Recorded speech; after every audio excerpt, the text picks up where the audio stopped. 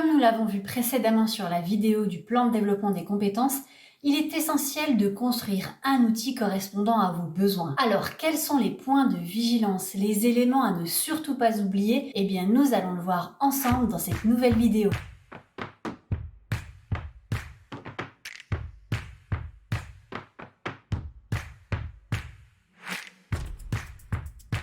Bonjour à tous et bienvenue donc dans cette nouvelle vidéo où nous allons voir ensemble de façon pratico-pratique le suivi et la gestion de son plan de développement des compétences. Si vous avez dans votre organisation déjà un SIRH concernant la gestion des compétences, peut-être que ce tableau n'aura aucune utilité pour vous. Néanmoins, n'hésitez pas à regarder cette vidéo pour savoir si l'ensemble des informations de cette vidéo se trouvent donc dans votre SIRH. Mon premier conseil, construisez un plan de développement des compétences nominatif. Cela vous permettra de faciliter la recherche des actions de formation effectuées par vos collaborateurs, notamment pour vos entretiens professionnels. Donc voyons voir ensemble le plan de développement des compétences sous un format Excel au plus simple pour tous. Voici donc le plan de développement des compétences. Vous allez retrouver donc plusieurs éléments distingués par des codes couleurs. Les premiers éléments en bleu sont les éléments liés à la formation et à l'individu participant à la formation. Les éléments en rose correspondent aux éléments concernant les coûts de la formation. Les éléments en vert concernant les cofinancements dont vous pouvez bénéficier pour certaines de vos actions de formation. Les éléments en violet correspondent aux éléments liés à l'alternance et au fonds de la professionnalisation dont vous pouvez bénéficier sur certaines actions de vos formations. Le total de formation est donc le total à demander en remboursement. Et enfin, une partie suivie. Rentrons maintenant dans le détail des éléments des colonnes en bleu. Vous allez donc commencer par l'intitulé de la formation, le nom, prénom du salarié en formation, son sexe, sa date de naissance, sa CSP. Ces éléments-là sont intéressants à mettre dans votre plan de développement des compétences. Cela vous permettra de faire des statistiques, notamment pour vos partenaires sociaux. Une colonne P ou I pour les structures d'insertion par l'activité économique, en fonction donc du personnel que vous allez former, s'il s'agit plutôt des permanents ou des salariés en insertion. Cela vous évite de faire deux plans de développement des compétences distincts. Par la suite, vous allez retrouver les dispositifs, avec une liste déroulante que vous pouvez modifier sur la seconde feuille, que vous retrouvez donc ici.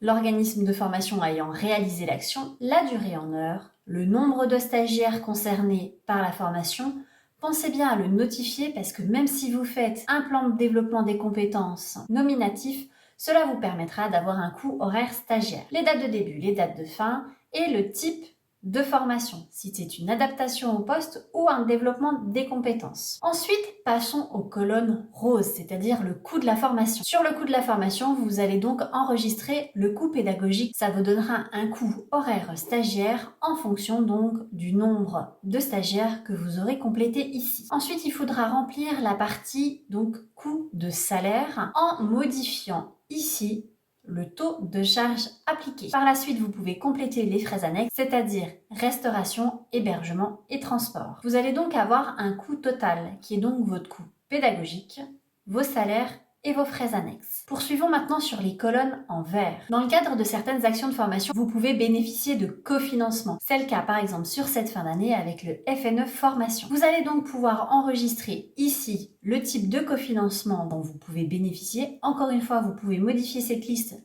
en page 2. Et donc là, on sélectionne par exemple le FNE Formation. Et on précise donc le montant du cofinancement. Dans le cadre du FNE, admettons qu'on soit sur une prise en charge à 100% du coût pédagogique. Donc nous notifions ici les 9 000 €. Passons maintenant aux colonnes en violet. Nous sommes maintenant sur les fonds de l'alternance. Nous allons donc trouver ici dans un premier temps les types de financement, c'est-à-dire les types forfaitaires de financement dont vous pouvez bénéficier de par votre OPCO. Vous pouvez encore une fois modifier cette liste en page 2. Nous allons ici considérer que comme nous sommes sur de la proa, sur une formation management donc transversale, nous allons prendre une prise en charge à 9,15 € de l'heure. Donc on précise qu'on est sur une formation très transversale à 9,15 € de l'heure. Puis nous précisons donc le forfait de 9,15 €. Là, le calcul va se faire automatiquement d'un montant forfaitaire financé.